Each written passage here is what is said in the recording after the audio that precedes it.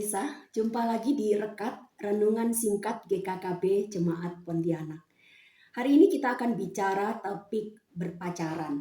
Nah, saudara, ketika kita mendengar tentang pacaran, maka ada banyak hal yang terpikir di dalam pemikiran kita, khususnya bagi anak-anak muda pada saat ini. Ya. Nah, ketika orang berpikir tentang pacaran, seringkali terpikir hanya sekedar pasangan satu laki-laki satu perempuan berdua-duaan lalu disebut pacaran. Ya, hubungan dekat antara dua orang sudah disebut dengan pacaran. Nah, sebenarnya apa sih pacaran itu? Benarkah hanya sekedar dua orang, laki-laki dan perempuan di dalam hubungan yang dekat lalu sudah dibilang pacaran? Nah, pacaran itu adalah keterikatan emosi antara pria dan wanita yang belum menikah dengan tujuan untuk saling mengenal dan melihat kesesuaian antara satu sama lain sebagai pertimbangan sebelum menikah. Nah, saudara, dari pengertian ini kita bisa lihat bahwa ternyata pacaran itu tidak semudah yang orang bayangkan. Pacaran itu merupakan pertimbangan sebelum menikah, bukan hanya sekedar tren, bukan hanya sekedar temanku pacaran, maka aku juga pacaran. Sekarang banyak orang pacaran, maka aku juga pacaran. Bukan hanya sekedar itu. Oleh sebab itu, ketika seseorang berpacaran, tentunya harus pacaran yang memuliakan Tuhan. Nah, pertanyaannya adalah gimana sih pacaran yang memuliakan Tuhan itu? Pertama, pacaran yang memuliakan Tuhan itu adalah pacaran yang kudus, menjaga kekudusan. Nah, firman Tuhan di dalam 1 Petrus pasal 1 ayat 14 sampai 15 berkata, "Hiduplah sebagai anak-anak yang taat dan jangan turuti hawa nafsu yang menguasai kamu pada waktu kebodohanmu. Tetapi hendaklah kamu menjadi kudus dalam seluruh hidupmu, sama seperti Dia Allah yang kudus yang telah memanggil kamu." Nah, saudara, Tuhan ingin kita taat. Taat itu berarti melakukan tepat seperti apa yang Tuhan perintahkan, melakukan firman Tuhan. Dan salah satunya adalah menjaga kekudusan dalam seluruh hidup kita, termasuk di dalam hal pacaran. Mengapa pacaran perlu kudus? Karena tantangan pacaran saat ini itu sangat banyak.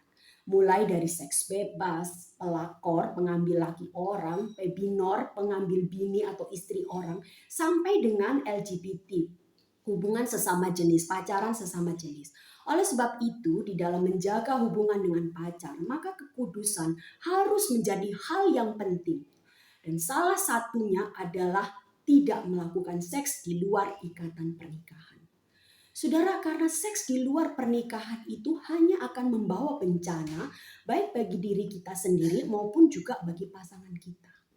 Nah, sebaliknya pacaran yang kudus itu akan mengarahkan kita kepada berkat dan kehidupan yang menjadi berkat baik bagi diri kita sendiri dan orang-orang di sekitar kita maupun juga bagi pacar kita dan orang-orang di sekitar pasangan kita.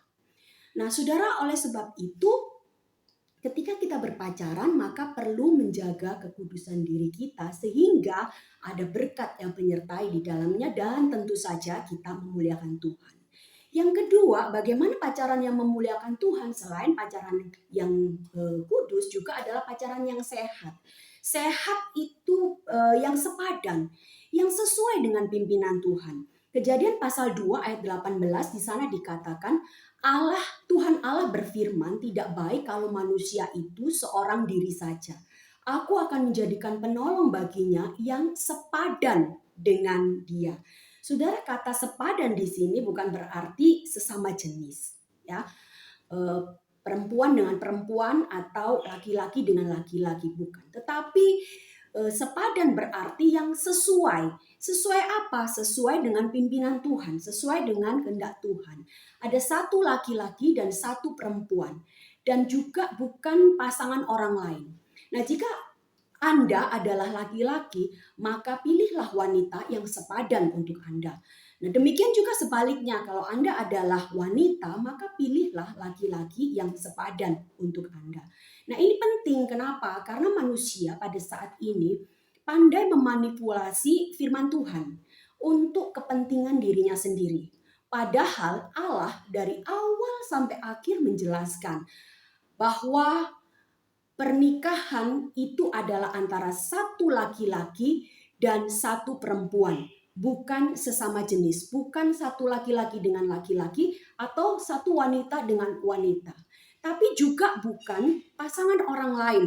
Saya udah satu laki-laki, sudah satu wanita loh, tapi pasangan orang lain yang diambil. Bukan seperti itu juga.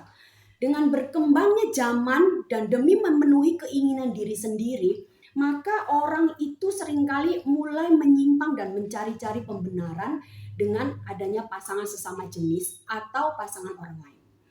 Tetapi pegangan dan penuntun hidup kita itu jelas adalah firman Tuhan yang dicatat di dalam Alkitab. Kita ini diciptakan menurut gambar dan rupa Allah. Artinya kita harus mencerminkan Allah dalam seluruh aspek kehidupan kita, termasuk di dalam hal pacaran dan memilih teman hidup. Sehingga pacaran Anda adalah pacaran yang memuliakan nama Tuhan. Saudara, Tuhan itu nggak pernah salah dalam menciptakan kita, menciptakan Anda dan juga saya. Allah itu maha kuasa. Bahkan dia menenun kita, dia memperhatikan Anda dan juga saya jauh sebelum kita ada di dalam kandungan ibu kita. Dalam Mazmur juga dikatakan bahwa kita ditenun di dalam kandungan ibu kita. Tidak ada satupun dari antara kita yang tersembunyi di hadapan Allah. Oleh sebab itu Tuhan mau kita menaati dia. Kita memuliakan dia. Kita berjalan seturut dengan kehendaknya, termasuk di dalam hal pacaran dan memilih teman hidup. Maka saudara, taatilah Tuhan. Berpacaran yang sehat dan berpacaran yang kudus. Pilihlah pacar yang sepadan untuk Anda, yang sesuai dengan pimpinan Tuhan bagi Anda. Maka berkat Tuhan juga akan mengalir bagi diri Anda dan juga bagi pasangan Anda. Bukan hanya untuk saat ini, tetapi selanjutnya, seterusnya sampai Anda memasuki bahtera rumah tangga. Biarlah Tuhan memberkati setiap kita dengan firman-Nya dan kita dikuatkan, dimampukan untuk melakukan firman Tuhan itu dalam kehidupan sehari-hari. Berpacaran kudus dan berpacaran yang sehat. Amin. Yesus berikanku suatu hidup, syukuri dan gawi, hidup indah.